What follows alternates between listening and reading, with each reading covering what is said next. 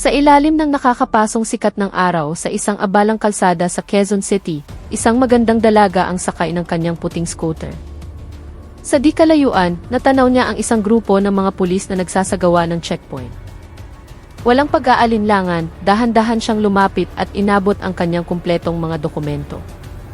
Ngunit sa isang dahilan na halatang gawa-gawa lamang, marumi raw ang kanyang signal light, pinilit siyang magbayad ng multang 5,000 piso. Mariin siyang tumanggi. Dahil dito, sinilaban ang kanyang motor sa gitna mismo ng kalsada. Ngunit kasabay ng pagliliyab ng motor, nag-alab din ang kanyang galit. Sa isang iglap, pinabagsak niya ang mga nag-aastang pulis, isa-isa, hanggang sa sila'y magkandagulapay. Sino nga ba talaga siya? At paano hahantong sa ganito ang lahat? Ating tunghayan ang buong kwento. Ang katanghalian ay tila isang nagbabagang hurno na bumabalot sa abalang lungsod ng Quezon City. Ang aspalto ay kumikinang sa salamin ng araw, lumilikha ng nanginginig na hangin sa ibabaw ng kalsada. Ang mga sasakyan, mga jeepney na puno ng pasahero, mga kakarag-karag na bus na nag-uunahan, at mga pribadong kotse, ay siksikan, tila mga langgam na naipit sa isang walang katapusang prosesyon. Paminsan-minsan, maririnig ang maikling busina, puno ng inip at pagkabagot, bago muling malunod sa ugong ng mga makina. Sa gilid ng kalsada, isang matandang nagtitinda ng samalamig ang nakatingala sa langit, pinupunasan ang pawis sa kanyang noo gamit ang lailayan ng kanyang kupas na t-shirt. Isang tricycle driver naman ang nakasandal sa kanyang sasakyan, ang mga mata ay matamang nakatutok sa kumpol ng mga tao sa di kalayuan. Walang nagsasalita ng malakas, tanging ang mainit na hihip ng hangin at ang paminsan-minsang pag-ubo ng mga lumang makina. Isang ina ang humihila sa kanyang anak palayo sa gilid ng bangketa, ang mukha'y puno ng pag-iingat. Ang hangin ay mabigat, hindi lamang dahil sa init, kundi dahil sa isang tensyon na hindi masambit. Maging ang mga ibon ay tila nag-aatubiling dumapo sa mga sabit-sabit na kable ng kuryente. Ang buong syudad ay tila nagpipigil ng hininga na para bang may masamang mangyayari. Sa gitna ng kaguluhang ito, ang nakakapasong katanghalian ang naging panimula ng isang araw na hindi malilimutan. Lahat ay tila mabagal, ngunit sa ilalim ng katahimikan, may isang bagay na nagsisimulang kumulo. Ang lahat ay nagsisimula pa lamang, at ang araw ay mataas pa sa kalangitan. Si Dalisay, isang dalagang may mahabang buhok na kulay kastanyas, ay mahinahong nagpapatakbo ng kanyang puting Honda Scoopy. Nakasuot siya ng itim na palda at isang simpleng pulang t-shirt, ngunit sa kabila ng kasimplehan, mababanaag ang kanyang kumpiyansa sa sarili. Ang kanyang buhok ay nililipad ng hangin, humahaplos sa kanyang mga balikat na tuwid at nagpapakita ng kontrol. Ang kanyang mga mata ay nakatuon sa daan, ngunit ang tingin niya ay matalas, laging alerto sa kanyang paligid. Ang mga kamay niya ay kalmadong nakahawak sa manibela. Ang kanyang postura ay nagpapakita ng kahandaan, walang bahid ng takot. Dahan-dahan siyang sumisingit sa pagitan ng mga sasakyang bumabagal, hindi nagmamadali, ngunit walang pag-aalinlangan. Isang nagtitinda ng fishball ang sumulyap sa kanya at bumulong sa katabi, "Tingnan mo si ate, parang walang kinatatakutan." Tumangol ang isa at muling yumuko. Hindi ito narinig ni Dalisay o marahil wala siyang pakialam. Alam niyang ang mundo ay hindi laging patas, pero alam din niyang ang pananahimik ay hindi ang tanging pagpipilian. Ang puti niyang motor ay patuloy na umuusad, hinahati ang init at ingay, patungo sa kumpol ng mga tao na papalapit na sa kanyang paningin. Hindi siya lumiko, hindi umiwas. Dahil para sa kanya, ang pag-iwas ay katumbas ng pagsuko, at ang pagsuko ay hindi kailanman naging bahagi ng mga prinsipyong mahigpit niyang pinanghahawakan. Nilagpasan niya ang siksikan ng trapiko ng may kahinahunan, puno ng kamalayan at ganap na kontrol sa kanyang sasakyan. Ang mga gulong ng kanyang puting Scoopy ay matatag na gumugulong sa pagitan ng mga kotseng nag-uunahan sa espasyo, hindi man lang gumigiwang. Kahit na may mga lubak sa daan, ang kanyang paningin ay hindi nawawala sa unahan, ngunit nahuli pa rin niya ang bawat kilos sa kanyang paligid, bawat mapanuring tingin, bawat kahina-hinalang galaw. Ang kanyang paghinga ay regular, ang kanyang puso ay hindi kumakabog ng mabilis. Sanay siyang humarap sa pressure, kahit sa mga sitwasyong hindi tiyak. Ang mainit na hangin ay humahaplos sa kanyang mukha, dala ang pinaghalong amoy ng kumukulong aspalto at makapal na usok mula sa mga tambutso. Hindi siya nagrereklamo, hindi sumisimangot, tanging focus lamang sa daan na kailangan niyang tahakin. Isang barker ang nagtaas ng kilay nang makita siyang dumaan, saka bumulong sa kasama, mukhang hindi nagbibiro yang babaeng iyan. Maikli lamang ang itinango ng kasama niya. Sinundan ng kanyang mga mata ang figura ni Dalisay na dahan-dahang nawawala sa pagitan ng mga sasakyan. Walang nakakaalam kung saan siya patungo, ngunit ramdam ng lahat na may kakaiba sa kanyang presensya. Maging ang simple niyang motor ay tila may sariling buhay, kalmado, alerto, at handang tumugon sa anumang mangyayari. Sa likod ng trapiko na nagdudulot ng pagkabagot sa marami, si Dalisay ay lalong nagiging payapa. Hindi siya isang ordinaryong motorista. Siya ay isang presensya na hinahamon ang nakasanayan. At sa araw na ito, ang kanyang kahinahunan ay yayanig sa isang bagay na matagal nang itinuturing na hindi nagagalaw. Sa di kalayuan, isang kumpol ng mga mamamayan ang nagsisiksikan sa gitna ng kalsada. Ang mga tao ay nakatayo ng grupo-grupo, ang ilan ay nakayuko, ang iba ay nagbubulungan na may mga mukhang puno ng pag-aalala. Ilang motorsiklo ang basta na lang ipinarada sa gilid, na para bang ang mga may-ari ay nagmamadaling sumunod sa isang utos.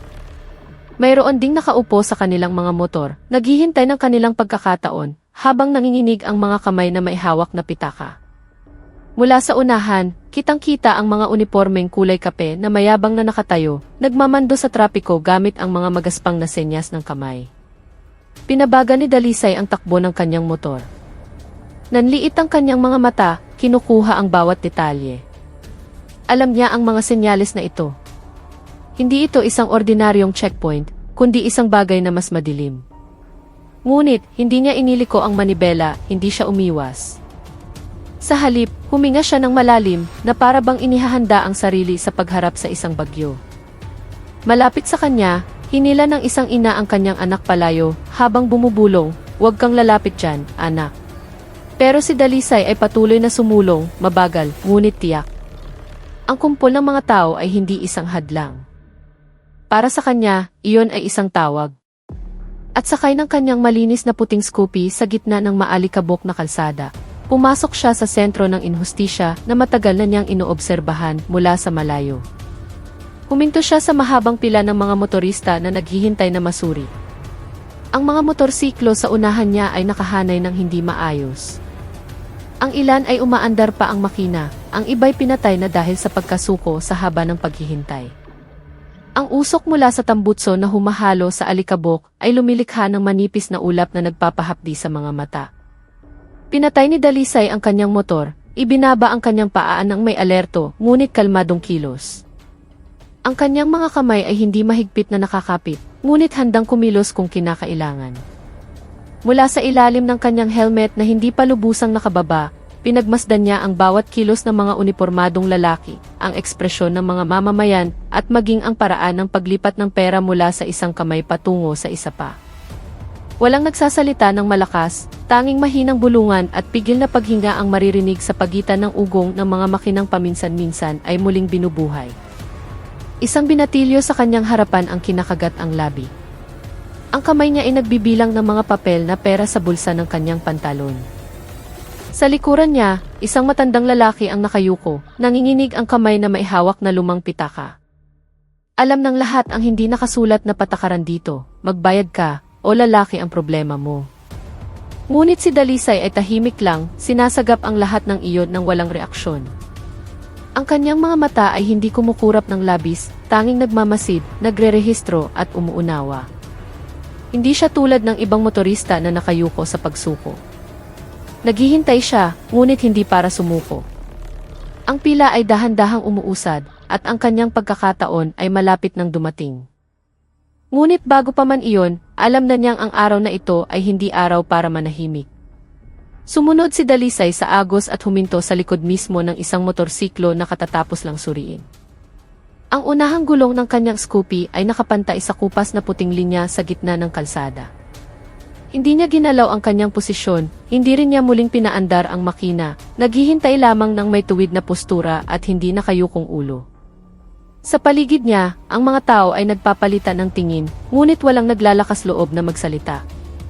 Isang ina ang mahigpit na yumakap sa kanyang anak na para bang nais siyang protektahan mula sa isang bagay na hindi nakikita ngunit ramdam na nakakasakal.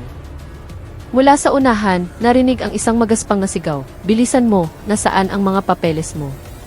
Sinundan ito ng isang buntong hininga ng ginhawa nang may nag-abot ng isang manipis na sobre. Hindi kumibo si Dalisay. Pinagmasdan niya lamang. Tiningnan niya ang bawat mukha, mukha ng takot, mukha ng pagsuko, mukha ng mga sanay ng yumuko. Ngunit sa likod ng kanyang helmet, tumigas ang kanyang panga. Hindi ito ordinaryong checkpoint.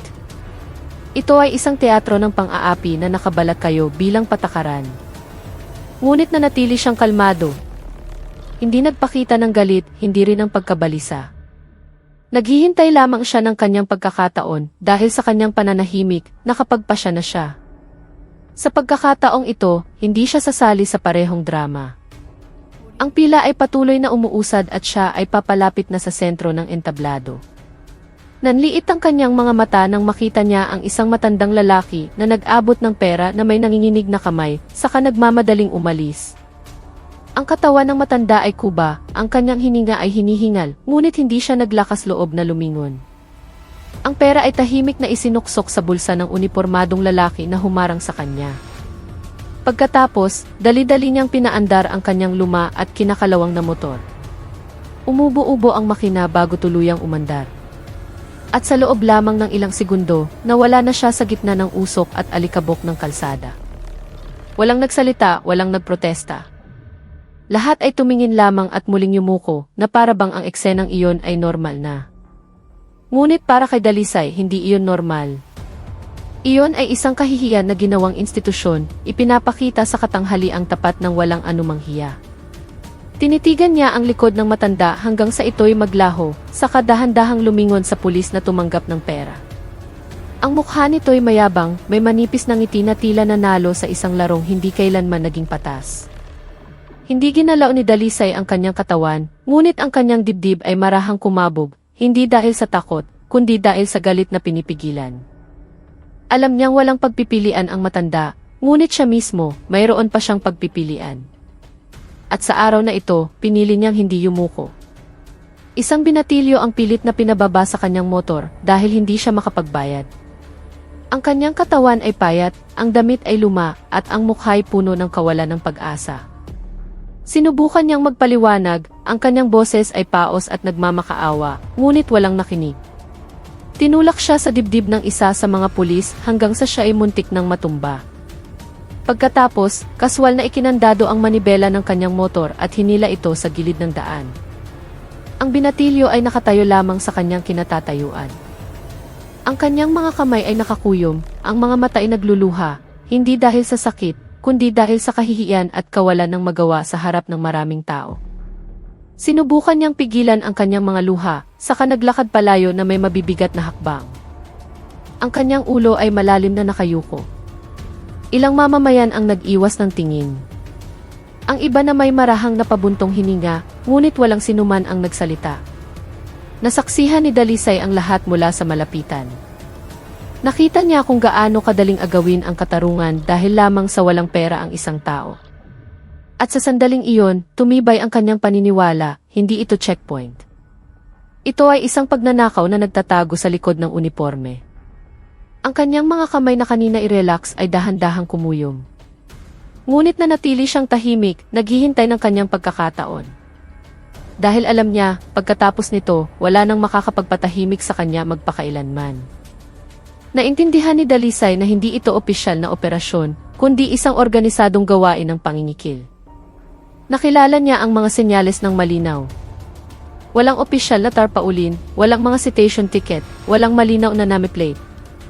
Ang mayroon lamang ay mga unipormeng basta-basta na lang isinuot, aroganteng kilos na walang sinusunod na proseso, at mga kamay na mas mabilis dumampot ng pera kaysa mag-inspeksyon ng dokumento. Ang puso niya ay tumibok ng kalmado, hindi dahil sa pagsuko, kundi dahil naunawaan na niya ang kanyang kalaban. Hindi ito tungkol sa mga papeles o signal light. Ito ay tungkol sa katapangang labanan ang nakasanayang pananahimik na matagal nang gumagapos sa mga mamamayan. Sinulyapan niya ang motor na kinuha mula sa binatilyo, pagkatapos ay ang mga bakas ng gulong ng motor ng matanda na nawala na. Lahat ay nangyari ng napakabilis, napakanormal. Na para bang bahagi ito ng araw-araw na ritual na hindi na mababago. Ngunit alam ni Dalisay, ang isang nakasanayan ay mananatili lamang hanggat may gustong magpanatili nito.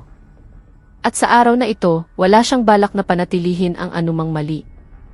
Ibinalik niya ang kanyang tingin sa unahan, sa pulis na ngayon ay nakatayo habang nakakrus ang mga braso, naghihintay ng susunod na biktima. Hindi niya alam kung sino ang susunod, ngunit alam niyang malapit na ang kanyang pagkakataon. Isa sa mga pulis ang tumingin sa kanya na may mapanlinlang na ngiti na para bang nakakita ng isang madaling biktima. Pinagmasdan ng kanyang mga mata ang kabuuan ni Dalisay, mula ulo hanggang paa, itim na palda, pulang t-shirt, buhok na nililipad ng hangin, sa kangumiti ng may kasiyahan. Para bang sigurado siyang ang dalagang ito ay madaling pasunurin. Dahan-dahan siyang lumapit, sinasadyang bagalan ang kanyang mga hakbang upang ipakita ang kanyang kapangyarihan habang tinatapik-tapik ang kanyang bulsa sa likod na puno na. Ang kanyang kasama sa likod ay mahinang tumawa na para bang alam na kung ano ang mangyayari. Hindi umiwas ng tingin si Dalisay. Tinitigan niya ito pabalik, kalmado, matalas, walang takot. Ang ngiti ng pulis ay bahagyang nawala, nabagabag sa hindi pangkaraniwang kahinahunan, ngunit agad niya itong ibinalik. Sa pagkakataong ito, mas malapad, mas puno ng kumpiyansa. Heto na, ito ang hinahanap natin, bulong niya sa kanyang kasama, sapat na malakas para marinig ni Dalisay. Ngunit nanatiling tahimik si Dalisay, bahagya lamang ibinaba ang salamin ng kanyang helmet, sapat para ipakita ang kanyang mukha na kalmado, ngunit alerto. Alam niyang ang ngiting iyon ay hindi pala kaibigan, iyon ay isang pain. At wala siyang balak na kumagat.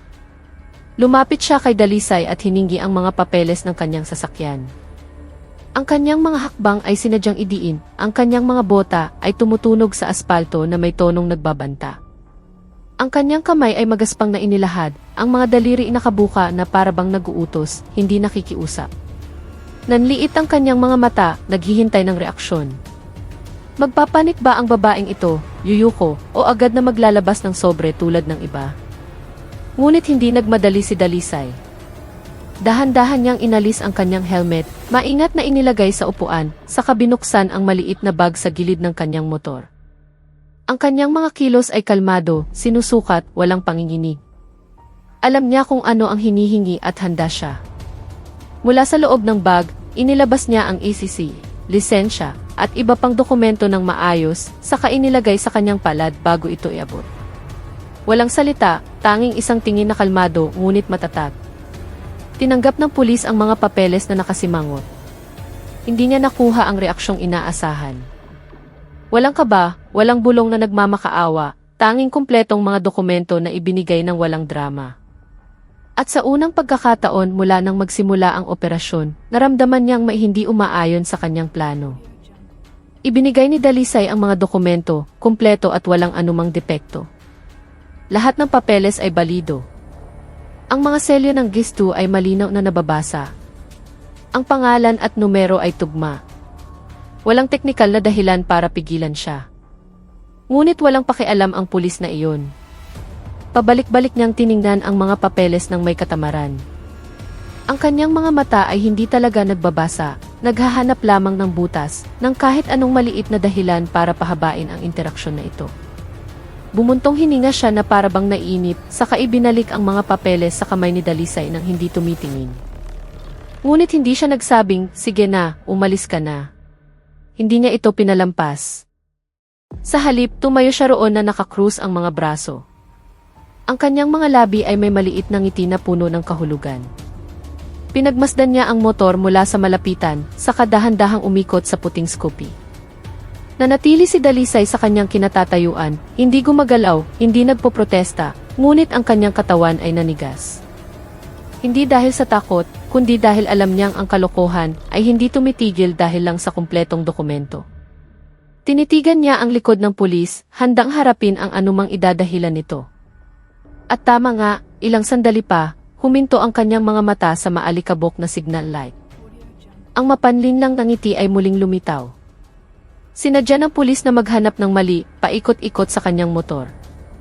Naglakad siya ng mabagal, sinasadyang pabagalin ang kanyang mga kilos na para bang nagsasagawa ng isang malalim na inspeksyon, gayong ang kanyang mga mata ay naghahanap lamang ng kahit anong maliit na butas.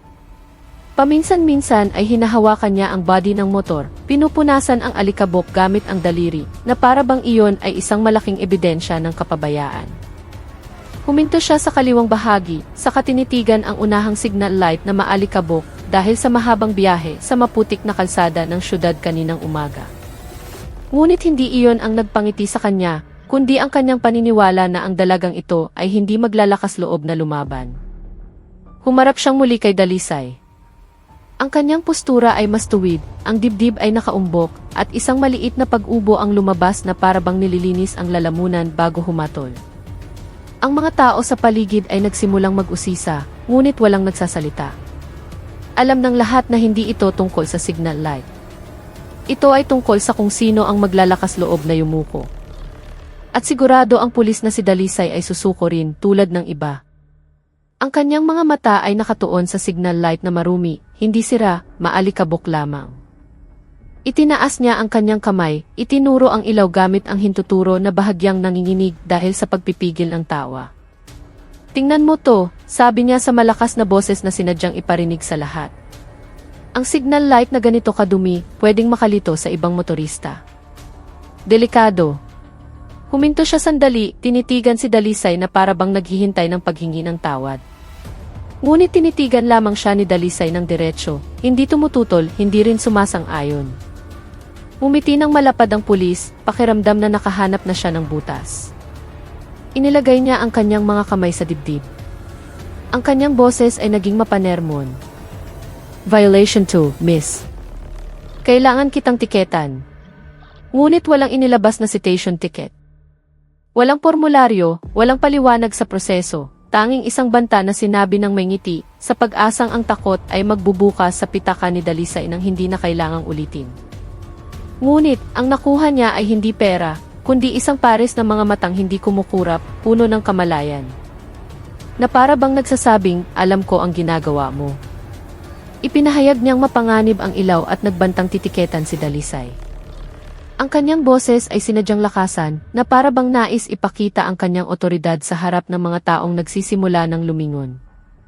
Paulit-ulit niyang itinuro ang maalikabok na signal light, na para bang ang alikabok na iyon ay ebidensya ng isang malaking krimen. Kung hindi malinaw ang signal light mo, paano malalaman ng nasa likod mo kung liliko ka? Pwede kang mabangga, alam mo ba iyon, sabi niya sa tonong nangangaral. Huminga siya ng malalim na para bang pinipigilan ang isang peking galit, saka tinitigan si Dalisay na may mapanuring tingin. Magbayad ka, o lalaki ang problema mo. Ngunit nanatiling tahimik si Dalisay. Hindi nagdepensa, hindi rin yumuko. Tinitigan niya lamang ang pulis. Ang kanyang mga mata ay kalmado, ngunit matalas, na para bang sinusukat kung hanggang saan ang hangganan ng katapangan ng isang mapang-api. Sa paligid nila, ang mga tao ay nagpigil ng hininga. Hinila ng isang ina ang kanyang anak palapit. Isang tricycle driver ang nag-iwas ng tingin. Alam ng lahat na hindi ito tungkol sa ilaw, ngunit si Dalisay lamang ang naglakas loob na manahimik ng walang takot. At ang katahimikan na iyon ang siyang nagpabalisa sa pulis, dahil ang kanyang pananahimik ay hindi senyales ng pagsuko, kundi ng paghahanda. Mahinahon na ipinaliwanag ni Dalisay na ang pagiging marumi ay hindi nangangahulugang hindi gumagana. Ang kanyang boses ay mababa, malinaw at walang panginginig. Umaandar po ang ilaw, sir. Nadumihan lang po sa daan kanina. Pwede ko naman pong linisin ngayon kung kailangan. Hindi man lang niya tinaasan ang kanyang boses, nagpapahayag lamang ng katotohanan ng walang labis na emosyon. Ngunit ang kahinahunan na iyon ang nagparamdam sa pulis na nawawalan na siya ng kontrol. Magaspang siyang bumuntong hininga na para bang naubos na ang kanyang peking pasensya. Ano bang alam mo, sigaw niya. Nanliit ang kanyang mga mata. Patakaran to. Hindi tungkol sa umaandar o hindi tungkol to sa kaligtasan ng publiko. Tumayo siya ng mas tuwid, sinusubukang takpan ang kanyang pagkailang ng isang mayabang na kilos. Ngunit hindi umatras si Dalisay. Tinitigan niya lamang ito sa kadahan-dahang tumango. Hindi senyales ng pagsuko, kundi senyales na naunawaan na niya ang buong sandiwara. At sa likod ng kanyang kahinahunan, alam niyang ang paliwanag ay hindi gagamitin para sa katarungan, kundi para pahabain ang pangingikil. Kaya tumigil na siya sa pagsasalita. Dahil pagkatapos nito, wala nang silbi ang mga salita. Pinuto ng pulis ang kanyang paliwanag at humingi ng 5,000 piso. Lumapit ito ng isang hakbang. Ang kanyang boses ay naging isang magaspang na bulong na si Dalisa lang ang makakarinig, ngunit sapat na matalas para saksakin ang dangal. Magbayad ka na lang ng 5,000, miss, para hindi na tayo magkaaberya. Ligtas ang papeles mo, makakaalis ka agad, tapos ang usapan. Ang kanyang mga mata ay matalim na nakatitig, naghihintay na dumukot si Dalisa sa kanyang pitaka. Sa likuran niya, ang kanyang mga kasama ay ngumingisi. Na para bang ito ay isang karaniwang bahagi ng kanilang trabaho. Walang nahihiya, walang nag-aalinlangan. Sigurado silang susuko ang dalagang ito, tulad ng 12 ng iba pa bago siya. Ngunit hindi kumilos si Dalisay. Tinitigan niya lamang ang pulis saka dahan-dahang isinara muli ang kanyang maliit na bag. Ang kanyang paghinga ay nanatiling kalmado, ngunit ang kanyang dibdib ay kumabog, hindi dahil sa takot, kundi dahil sa galit na nagsisimula ng umuusok sa katahimikan. Alam niya, hindi ito pakiusap kundi isang hayagang pangingikil. At sa araw na ito, wala siyang balak na sumali sa ritual ng kahihiyan na ito. Mariing tumanggi si Dalisay, sinabing iligal ang checkpoint na ito. Ang kanyang boses ay biglang tumigas, naging malinaw at matalas na parang basag na salamin sa gitna ng mainit na araw. Alam kong hindi ito opisyal na checkpoint. Walang mission order, walang tamang proseso, walang citation ticket. Pangingikil to. Sabi niya ng malakas, sapat para marinig ng lahat sa paligid. Ang kanyang ulo ay tuwid, ang kanyang mga mata ay nag-aalab, ang kanyang katawan ay hindi na pasibo. Sa paligid niya, nagulat ang mga tao. Ang ilan ay nagpalitan ng tingin, ang iba ay nagpigil ng hininga. Isang binatilyo sa likuran ang huminto sa pagbibilang ng pera sa kanyang kamay. Isang ina ang tinakpan ang bibig ng kanyang anak na para bang hindi makapaniwala na may naglakas loob na magsalita ng ganoon. Ang pulis ay natigilan. Ang kanyang mukha ay namula, ang kanyang ngiti ay naglaho at napalitan ng pagkagulat na mabilis na naging galit. Ngunit bago pa siya makapagsalita, nagbago na ang buong kapaligiran. Dahil sa unang pagkakataon sa araw na iyon, ang katotohanan ay isinigaw sa gitna ng kalsada, at ang katahimikan na matagal nang gumagapos sa mga mamamayan ay nagsimulang magkabitak-bitak. Ang kanyang boses ay malakas, umalingaw sa gitna ng karamihan na karaniwa ay tahimik.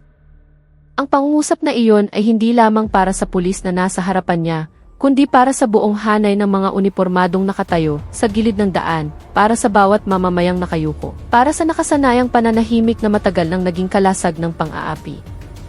Ang mga tao ay huminto sa paggalaw. Isang nagtitinda ng dyaryo ang napahinto sa paglalakad. Isang tricycle driver na nagsisindi ng sigarilyo ang dahan-dahang ibinaba ang kanyang kamay. Maging ang hangin ay tila huminto sa pag-ihip. Lahat ay nakatingin kay Dalisay. Hindi dahil sa siya'y maganda o may kulay kastanyas na buhok, kundi dahil naglakas loob siyang sabihin ang matagal nang umiikot sa kanilang mga isipan sa takot na bulong. Walang pumalakpak, walang sumagot, ngunit libu-libong mga mata ngayon ang nakatutok sa kanya, puno ng pinaghalong paghanga, pag-aalala, at isang munting pag-asa. Sa gitna ng mainit at puno ng inhustisyang kalsada, ang boses ng isang dalaga ay biglang naging boses ng lahat ng hindi napapakinggan. At sa sandaling iyon, ang kapangyarihan na matagal nang hindi nagagalaw ay nagsimulang mayani. Hindi dahil sa sandata o karahasan, kundi dahil sa katapangan na binigkas ng walang panginginig. Nagpanik at nagalit ang pulis, agad siyang sinampal hanggang sa matumba si Dalisay. Ang kanyang kamay ay mabilis na umikot ng walang babala, hinati ang hangin na may malakas na tunog na nagpabigla sa lahat. Ang sampal ay tumama sa kaliwang pisngi ni Dalisay ng buong lakas, dahilan upang mawalan siya ng balanse at mapaupo sa mainit na aspalto. Ang kanyang helmet ay tumilapon, ang kanyang buhok ay panandali ang tumakip sa kanyang mukha. Ngunit hindi siya sumigaw, hindi umiyak. Nanatili siyang tahimik, ang kanyang hininga ay humahabol, ang kanyang mga kamay ay nakakuyom sa ibabaw ng aspalto na pumapaso sa kanyang mga palad. Sa kanyang mukha, bakas ang pulang marka ng mga daliri, ngunit ang mas kapansin-pansin ay ang ninga sa kanyang mga mata na hindi namatay. Sa paligid niya, ang mga tao ay natulala, nakabukas ang mga bibig, ngunit walang gumalaw. Isang matandang babae ang tinakpan ang bibig gamit ang nanginginig na kamay, ang kanyang mga mata ay nagluluha. Isang binatilyo ang yumuko, kinuyom ang kamao, ngunit ang kanyang mga paa ay nanatiling nakapako. Ang karahasan ay hindi lamang para kay Dalisay, kundi para sa lahat ng nakasaksi at nanahimik. At sa katahimikan matapos ang sampal na iyon, narinig ang isang mahinang bulong mula sa isang matandang lalaki. Diyos ko po, tulungan niyo siya. Ngunit walang sinumang humakbang pasulong. Isang matandang lalaki ang sumigaw, humihingi ng tulong. Ngunit walang sinumang naglakas loob na lumapit. Ang kanyang boses ay paos, puno ng pait. Tila ito isang babala na hindi pinansin. Sos Mariosep. Tulungan niyo siya, sabi niya habang tinitingnan ang mga tao sa paligid. Ang kanyang mga mata ay nagmamakaawa. Ngunit lahat ay nagtinginan lamang at muling yumuko. Mayroong kumagat sa labi, mayroong humaplo sa dibdib, ngunit walang naglakas loob na humakbang. Ang takot ay masyado ng malalim ang ugat, itinanim ng karanasan, inalagaan ng nakasanayan, at pinataba ng kawalan ng pananagutan na hindi kailanman naparusahan. Si Dalisay ay nanatiling nakaupo sa aspalto. Dahan-dahan niyang hinawakan ang kanyang namumulang pisngi. Hindi siya umiyak. Tinitigan niya lamang sandali ang matanda, isang tingin na puno ng pag-unawa. Na para bang nagsasabing, alam kong gusto ninyong tumulong, pero hindi ko kayo sinisisi. Saka siya dahan-dahang lumingon sa pulis na sumampal sa kanya. Ang kanyang mga mata ay hindi nakalmado. Sa loob nito, may isang bagay na nagbago. Hindi isang bulag na galit, kundi isang determinasyon na tumigas. At sa gitna ng tahimik na karamihan, ang kanyang katawan ay nagsimulang gumalaw, dahan-dahan ngunit tiyak, handa nang bumangon. 6 pang pulis ang tumakbo mula sa isang kalapit na karinderya at pinalibutan si Dalisay. Dumating sila ng mabilis, ang mga mukha'y mababangis, na para bang hinihintay lamang ang sandaling ito. Ang kanilang mga uniforme ay lukot, ang kanilang mga kamay ay nakakuyom. Ang kanilang hininga ay mabigat, hindi dahil sa pagod, kundi dahil sa pagkakataong maipakita ang kanilang kapangyarihan. Bumuo sila ng isang masikip na bilog sa paligid ni Dalisay na nakaupo pa rin sa lupa, hinaharangan ang lahat ng daan palabas. Isa sa kanila, ang pinakamatangkad at pinakamalaki ang katawan, ang humakbang pasulong. Ang kanyang dibdib ay nakaumbok, ang kanyang boses ay dumadagundong. Huwag kang magsalita ng kung ano-ano. At huwag kang mag-anga sa mga alagad ng batas, sabi niya habang itinuturo si Dalisay gamit ang nanginginig na daliri sa galit. Ang iba ay mahinang tumawa, ninanamnam ang eksena na parang isang palabas sa katanghalian. Ilang mamamayan ang nagsimulang umatras, papalayo sa sentro ng panganib. Ngunit hindi sila tiningnan ni Dalisay. Ang kanyang mga mata ay nakatuon lamang sa mga mukha sa kanyang paligid. 7 mukha, 7 pangalan na kanyang tatandaan magpakailanman. At kahit na ang kanyang katawan ay nasa lupa pa, ang kanyang diwa ay nakatayo na ng tuwid, handang harapin ang anumang darating. Ininsulto at minamaliit nila siya, tinatawanan ang kanyang pagbagsak. Ang kanilang mga tawa ay magaspang, puno ng peking tagumpay, na para bang napasuko na nila ang isang bagay na mapanganib. Kanina ang tapang, ngayon sinampal lang, bagsak agad, pang-aasar ng pinakamatangkad habang sinisipa ng bahagya ang gulong ng Scoopy na nakaparada malapit kay Dalisay. Ang iba ay nakitawa. Mayroong tumapik sa likod ng kasama, na para bang isang tagumpay na dapat ipagdiwang. Isa sa mga pulis ay lumuhod pa sandali, tinitigan ang mukha ni Dalisay mula sa malapitan, saka bumulong na may nanunuya na tono, maganda ka sana, kaso tanga. Ngunit hindi tumugon si Dalisay. Hindi siya yumuko, hindi nag-iwas ng tingin. Tinitigan niya lamang sila pabalik, kalmado, malalim, na para bang inuukit ang kanilang mga mukha sa kanyang memorya para maging saksi sa araw ng paghuhukom. Ang alikabok ng kalsada ay dumikit sa kanyang itim na palda. Ang kanyang pisngi ay namumula pa rin, ngunit ang kanyang katawan ay hindi nanginginig. Alam niyang gusto nilang makita siyang wasak, umiiyak, nagmamakaawa, ngunit hindi niya ibibigay sa kanila ang kasiyahang iyon. Dahil ang kahihiyan na kanilang ibinato ay siya pang nagpatibay sa kanyang determinasyon. Hindi ito ang katapusan, ito ay simula pa lamang. Dahan-dahang bumangon si Dalisay. Ang kanyang mukha ay namumula dahil sa sampal, ngunit ang kanyang mga mata ay nanatiling matalas at kalmado. Nagpigil siya sandali, huminga ng malalim, saka dahan-dahang tumayo ng walang tulong ni Numan. Hinawakan niya sandali ang kanyang pisngi, saka inilagay ang mga kamay sa harap ng kanyang dibdib. Hindi isang kilos ng pagsuko, kundi isang postura ng kahandaan sa laban. Tinitigan niya isa-isa ang mga mukha ng mga pulis sa kanyang paligid, mabagal ngunit tiyak. Na para bang kinakabisa ang bawat linya ng mukha, bawat marka, bawat kayabangan na nakikita sa kanilang mga mata. Walang gumalaw. Ang kanilang mga tawa ay dahan-dahang humina, napalitan ng isang kakaibang pagkailang. Dahil ang babaeng kanilang pinabagsak ay nakatayo na ngayon na parang hindi tinatabla ng hiya o takot. Ang kanyang postura ay tuwid, ang kanyang mga balikat ay hindi kuba, ang kanyang baba ay hindi nakayuko. Maging ang kanyang magulong buhok na kulay kastanyas na nililipad ng hangin ay tila isang apoy na hindi mapapatay. Sa gitna ng bilog ng 7 malalaking lalaki, si Dalisay ay nakatayong mag-isa, ngunit hindi mukhang nag-iisa. Dahil sa likod ng kanyang mga mata, may isang lakas na isinilang mula sa prinsipyo, hindi sa galit. At sa kanyang tuwid na pananahimik, nagpadala siya ng isang mensahe na mas malakas pa sa sigaw, "Hindi ako yuyuko." Tinitigan niya isa-isa ang mga mukha ng mga pulis na para bang inuukit sa kanyang memorya para maging saksi sa araw ng paghukom. Ang kanyang pagtingin ay hindi nagmamadali, hindi rin puno ng puot, tanging pokus, matalas at puno ng kamalayan. Nakita niya ang bakas ng tatoo sa liig ng isa sa kanila. Ang punit sa bulsa ng uniforme ng isa pa. Ang paraan ng kanilang pagtayo na may pag-aari sa kalsadang ito. Lahat ng detalyeng iyon ay kanyang sinasagap, hindi para sa paghihiganti, kundi para sa katarungang darating. Sa likod ng kanyang kahinahunan, alam niyang balang araw, ang mga mukhang ito ay haharap sa hukom, at siya ang magiging saksi na hindi mabibili. Ang mainit na hangin ay marahang humihip, tinatangay ang kanyang buhok na nagsisimula ng matuyo mula sa alikabok at pawis. Hindi siya kumukurap ng labis, hindi nag-iiwas ng tingin. Dahil bawat segundo ng pagtitig na iyon ay isang pahayag, nakikita kita. Alam ko kung sino ka.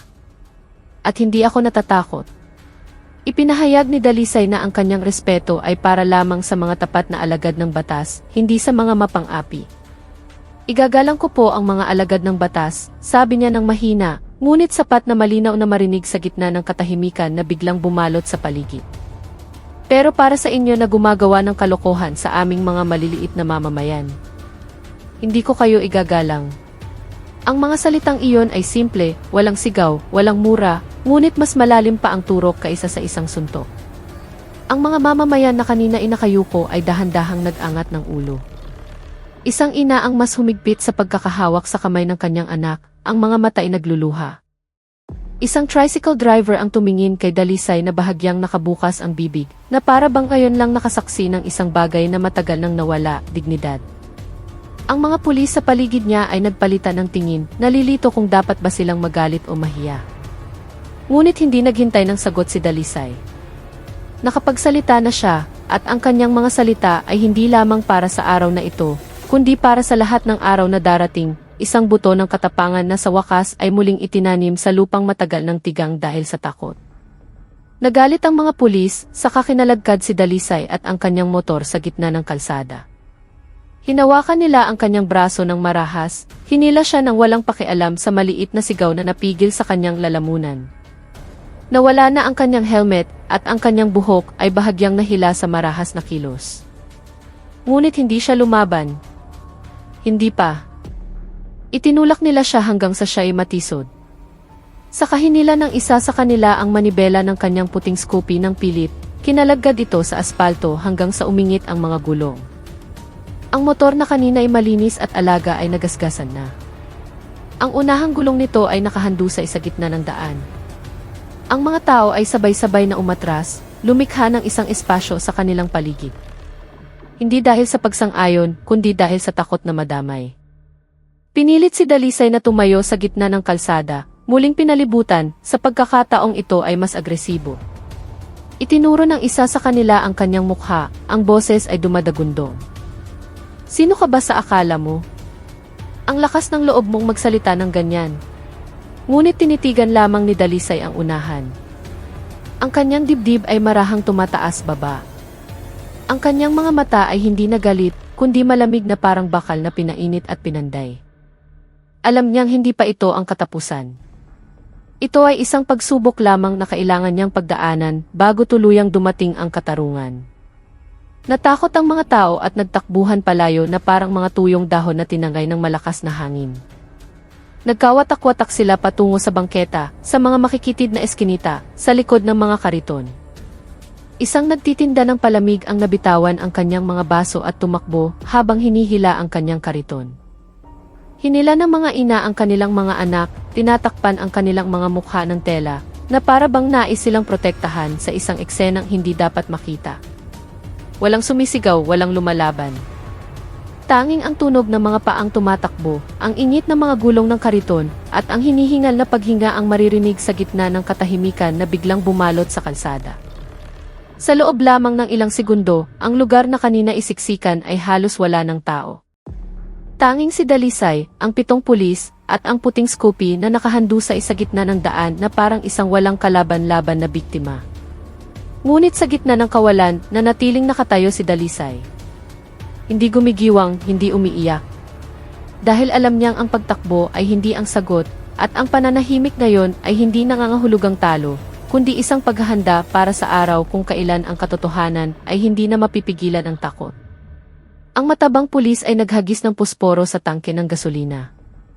Ang motor ni Dalisay ay nagliyab. Tumawa siya habang inilalabas ang pusporo mula sa kanyang bulsa. Pinaglaruan ito sandali sa kanyang mga daliri na para bang ninanamnam ang eksena. Nanliit ang kanyang mga mata, puno ng peking tagumpay. Saka, sa isang kaswal na kilos, kiniskis niya ang pusporo at inihagis ito patungo sa tangke ng Scoopy.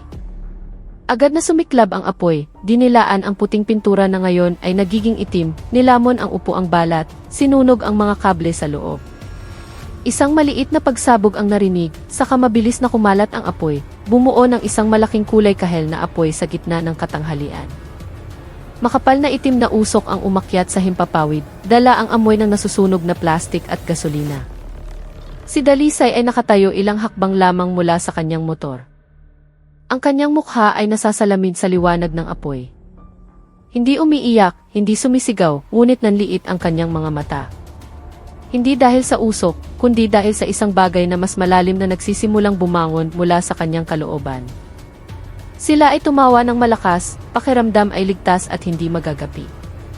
Ang kanilang mga tawa ay magaspang, pinupuno ang mainit na hangin, na para bang sinusunog ang natitirang dignidad sa kalsadang iyon. Isa sa kanila ang tumapik sa likod ng matabang pulis at nagsabi, "Magaling para maging leksyon." Ang iba ay ginaya ang tunog ng pagsabog, nagkunwaring nagulat, saka muling tumawa. Nakatayo sila ng grupo sa paligid ng apoy na parang mga manonood na nag-i-enjoy sa palabas. Ang kanilang mga mukha ay nasasalamin sa apoy. Walang pagsisisi, walang pag-aalinlangan. Para sa kanila, ito ay bahagi lamang ng parusa para sa mga naglakas loob na lumaban. Ngunit sa gitna ng kanilang malakas na tawanan, hindi gumalaw si Dalisay. Tinitigan niya ang kanyang nasusunog na motor, regalo mula sa kanyang pagsisikap, simbolo ng kanyang kalayaan, na ngayon ay nagiging abo at usok. Dahan-dahang kumuyom ang kanyang mga kamay sa gilid ng kanyang katawan, hindi dahil gusto niyang sumugod, kundi dahil ang kanyang galit ay sa wakas ay nagkaroon na ng anyo. At sa sandaling iyon, ang apoy sa harap ng kanyang mga mata ay hindi na sa kanyang motor, kundi sa kanyang determinasyon na hindi mapapatay. Dahil mula sa pagkawasak na iyon, ang tunay na katapangan ay nagsisimulang bumangon. Sumabog ang galit ni Dalisay, hindi sa sigaw, kundi sa mabilis at sanay na pagkilos. Hindi siya nagsalita, hindi sumigaw, kumilos lamang. Ang kanyang katawan ay kumilos na parang isang palaso na pinakawalan mula sa isang busog na matagal nang pinipigilan. Ang kanyang unang hakbang ay patungo sa matabang pulis na tumatawa pa. Sinunggaban niya ang pulso nito, pilit na ipinihit, saka sinipa ng mabilis ang panga nito mula sa ibaba. Tumilapon ang pulis. Ang kanyang tawa ay naging isang ungol ng sakit. Ang ilan sa kanyang mga ngipin ay tumalsik sa mainit na aspalto. Bago pa makakilos ang iba, umikot na si Dalisay. Ang kanyang tuhod ay tumama sa tiyan ng pangalawang pulis na kalilingon pa lamang. Ang katawan nito ay natiklop, ang hininga ay naputol, saka bumagsak ng walang tunog. Ang kanyang mga kilos ay hindi magulo. Bawat suntok, bawat sipa ay tumpak, na parang sinanay ng maraming taon sa katahimikan. Hindi siya isang babaeng madaling magpadala sa emosyon, ngunit sa araw na ito, ang kanyang emosyon ay naging isang sandata na itinutok sa tamang target, ang mga mapang-api na nagtatago sa likod ng uniforme. Sinipa niya ang mukha ng isa pang pulis hanggang sa ito'y bumagsak, saka pinabagsak ang iba isa-isa gamit ang mga tumpak na galaw ng martial arts. Ang kanyang katawan ay magaan ngunit puno ng lakas. Ang bawat kilos niya ay tuloy-tuloy. Sinubukan siyang hulihin ng pangatlong pulis, ngunit ipinilipit ni Dalisay ang pulso nito hanggang sa ito'y mapaluhod habang umuungol. Ang pang-apat ay dumating mula sa gilid, ngunit isang siko mula kay Dalisay ang tumama sa kanyang balagat. Bumagsak siya habang hawak ang kanyang paa. Sinubukan siyang hilahin ng panglima mula sa likod, ngunit ibinagsak ni Dalisay ang kanyang katawan pasulong sa kasinipa paatras gamit ang sakong. Tumama ito sa dibdib at nagpatilapon sa kanya sa tumpok ng mga lumang gulong sa gilid ng daan. Ang pang-anim at pang-pito ay nagkatinginan ng may pag-aalinlangan, saka sabay na sumugod. Ngunit handa na si Dalisay. Tumalon siya sa gilid para umiwas, saka sinipa ang mga binti ng dalawa. Sabay silang bumagsak, ang kanilang mga katawan ay nagbanggaan sa aspalto, gumulong sa alikabok at kahihiyan. Sa loob lamang ng ilang segundo, ang 7 pulis na kanina ay mayabang ay nakahandusay na, bugbog sarado, at walang magawa sa ilalim ng sikat ng araw na siyang saksi sa katarungang nagsisimula ng ipatupad, hindi dahil sa karahasan, kundi dahil sa katapangan na sa wakas ay natagpuan na ang kanyang daan. Ang 7 pulis ay nakahandusay, bugbog sarado sa aspalto. Walang magawa. Ang kanilang mga katawan ay nagkalat sa paligid ng apoy na nilalamon pa ang natitirang bahagi ng Scoopy. Ang isa ay umuungol, hawak ang braso na nasa maling posisyon. Ang isa na may umuubo-ubo habang sinusubukang tiisin ang sakit sa tiyan. Samantala, ang matabang pulis ay nakaupo lamang na nakasandal sa isang poste ng kuryente. Ang kanyang bibig ay duguan, ang kanyang mga mata ay blanko, na para bang hindi makapaniwala na ang kanyang kapangyarihan ay gumuho sa loob lamang ng ilang segundo. Ang kanilang mga uniforme, na kanina ay simbolo ng otoridad, ay sira-sira na, puno ng alikabok at mga bakas ng sipa. Hindi na sila tumatawa, hindi na nagbabanta. Ang natitira na lamang ay isang kahihiyan na pumapaso mula sa loob, mas masakit pa kaysa sa mga sugat sa balat. Sa gitna ng mainit na kalsada, hindi na sila mga tagapagpatupad ng batas. Sila ay mga kriminal na ang mga maskara ay natanggal na, sa katanghaliang tapat, sa harap ng mga taong matagal na nilang inaapi. Ang mga mamamayan na kanina ay takot ay nagsimula ng sumigaw ng tuwa, puno ng pag-asa. Dahan-dahan silang lumabas mula sa kanilang mga pinagtataguan, mula sa likod ng mga kariton, mula sa mga eskinita, mula sa likod ng mga poste. Humakbang sila pasulong ng may pag-aalinlangan na dahan-dahang naging tiyak. Isang binatilyo ang tumakbo palapit. Ang kanyang mga mata ay nagniningning sa kasumigaw, "Salamat sa Diyos." Sa wakas, may naglakas loob na labanan sila. Ang kanyang boses ay sinundan ng iba pa hanggang sa ito'y naging isang koro ng ginhawa na matagal nang pinipigilan. Isang ina ang marahang umiyak habang yakap ang kanyang anak. Isang tricycle driver ang nagtaas ng kamao sa ere. Ang matandang lalaki kanina ay pinunasan ang kanyang mga luha gamit ang dulo ng kanyang damit. Walang direktang lumapit kay Dalisay, hindi dahil sa takot, kundi dahil sa malalim na respeto. Tinitigan nila siya hindi bilang isang idolo, kundi bilang isang salamin ng katapangan na matagal na nilang kinimkim. At sa gitna ng mga sigawan, si Dalisay ay nakatayong tahimik. Ang kanyang paghinga ay dahan-dahang bumabalik sa normal. Ang kanyang katawan ay pagod ngunit tuwid. Hindi siya ngumiti. Sinubukan ng isa sa mga pulis na tumakas, ngunit nagpaputok si Dalisay ng baril sa ere. Nakita niya ang isang mabilis na kilos sa gilid ng kanyang mata. Isa sa kanila, naduguan ang ilong ngunit nakakalakad pa, ang tumakbo patungo sa isang eskinita sa tabi ng karinderya. Ang kanyang mga hakbang ay hindi sigurado, ngunit puno ng intensyon na maglaho bago dumating ang mga kahihinatnan. Hindi sumigaw si Dalisay, hindi siya hinabol. Sa isang kalmado, ngunit tiyak na kilos, hinawakan niya ang likod ng kanyang baywang, hinugot ang isang itim na baril na matagal nang nakatago sa ilalim ng kanyang damit, saka itinaas ito. Isang putok ang sumabog sa kalangitan, matalas na umalingaw-ngaw, hinati ang mainit na hangin na parang isang kutsilyo. Ang tunog na iyon ay nagpatigil sa lahat, kasama na ang pulis na tumatakbo. Agad siyang huminto. Nanginginig ang kanyang katawan, sa kadahan-dahang lumingon na may maputlang mukha. Nanlaki ang kanyang mga mata, naputol ang kanyang hininga. Alam niyang hindi na posible ang pagtakas, dahil sa likod ng baril na iyon ay hindi isang basta-bastang banta, kundi isang lehitimong otoridad na matagal na nilang ninakaw at ngayon ay bumalik na sa tamang kamay. Yumanig ang kapaligiran dahil sa putok ng baril. Ang pulis ay natigilan sa takot. Ang kanyang mga paa ay tila napako sa aspalto. Ang kanyang katawan ay lumiit na para bang nais maglaho. Tinitigan niya si Dalisay na may mga matang puno ng takot. Hindi na dahil sa pisikal na lakas, kundi dahil alam niyang ang babae sa harapan niya ay hindi isang ordinaryong mamamayan. Ang kamay na may hawak ng baril ay kalmado, hindi nanginginig. Ang kanyang posisyon ay tama. Tanda ng isang taong sanay na alam ang hangganan sa pagitan ng pagbabanta at tungkulin. Sa paligid niya, ang mga tao ay nagpigil ng hininga. Ang ilan ay tinakpan ang tainga ng kanilang mga anak. Ngunit walang tumakbo. Alam nilang ang putok na iyon ay hindi para takutin ang mga tao, kundi para pigilan ang pagtakas ng isang kriminal. Ang pulis ay dahan-dahang umatras, saka napaluhod. Itinaas niya ang kanyang mga kamay, ang kanyang bibig ay nanginginig na gustong magmakaawa. Ngunit walang sinabi si Dalisay. Dahan-dahan niyang ibinaba ang baril, na natiling matalas ang tingin. Dahil alam niyang ang tunay na batas ay malapit nang dumating. At sa pagkakataong ito, walang makakatakas sa mga kahihinatnan ng kanilang mga ginawa. Hindi nagtagal, isang convoy ng mga opisyal na patrol car ang dumating na may mga sirena. Ang tunog ng sirena ay bumasag sa tensyon na nakabitin pa sa hangin, senyales ng pagdating ng tunay na otoridad, hindi mga mapang-api, kundi mga tunay na tagapagpatupad ng batas. Ang mga itim na mobile patrol ay huminto ng maayos sa gilid ng kalsada. Sabay-sabay na bumukas ang mga pinto at isang pangkat ng mga pulis na may kumpletong uniforme ang bumaba ng may tiyak, ngunit kontroladong mga hakbang. Hindi sila sumisigaw, hindi nagbabanta, bumuo lamang sila ng isang sanay na pormasyon, sinisiguro ang lugar ng may profesionalismo na matagal nang nawala. Ang mga mamamayan na nagkukumpulan pa ay dahan-dahang nagbigay daan, hindi dahil sa takot, kundi dahil sa respeto sa tamang proseso.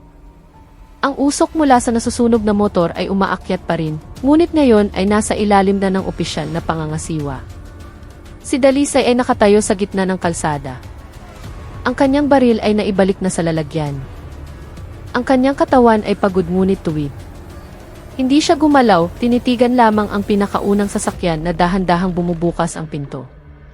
Tanda na ang pinuno ng operasyon ay dumating na. Isang koronel ang bumaba at sumaludo kay Dalisay, hudyat na siya ay isang miyembro ng intelligence na nag-undercover. Ang kanyang uniforme ay plansado, ang kanyang mga ranggo ay malinaw, ang kanyang mga kilos ay kalmado, ngunit puno ng otoridad. Naglakad siya diretso kay Dalisay, saka huminto sa harap niya ng may hindi pangkaraniwang kilos, isang buong saludo, hindi bilang utos, kundi bilang pagkilala. Salamat sa serbisyo, Kapitana Dalisay, sabi niya ng mahina. Ang mga salitang iyon ay nagpamutla sa mga sugatang pulis na nakahandusay sa lupa.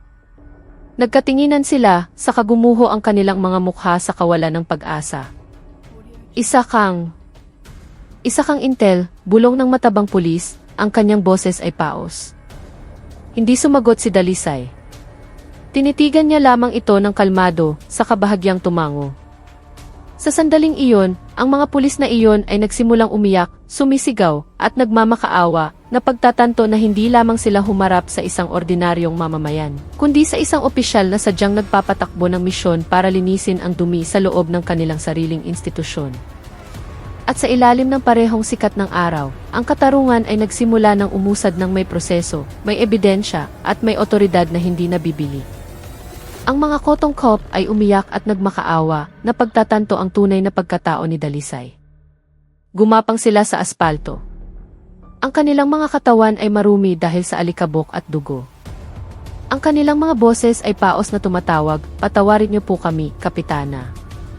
Nagkamali lang po kami. Sumunod lang po kami."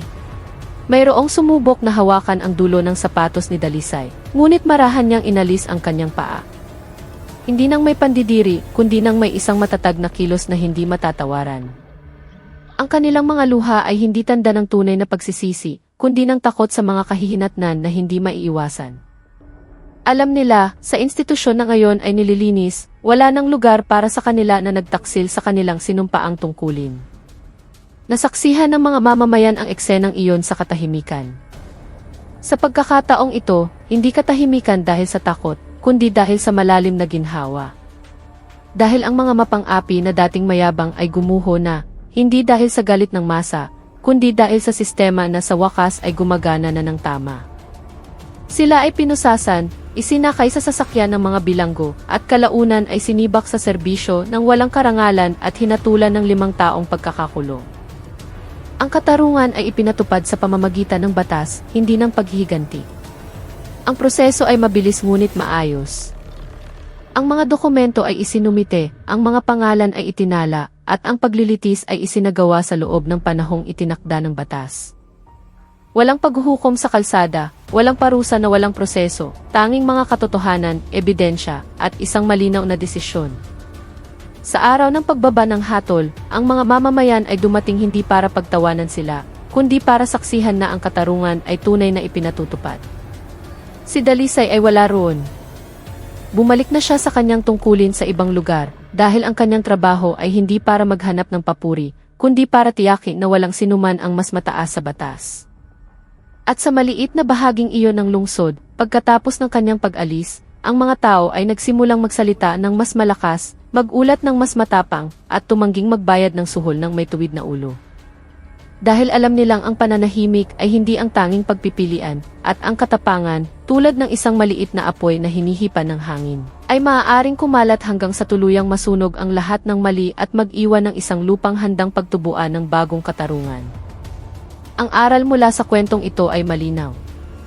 Ang katapangan ay hindi tungkol sa karahasan, kundi tungkol sa lakas ng loob na manindigan sa tama, kahit na nag-iisa.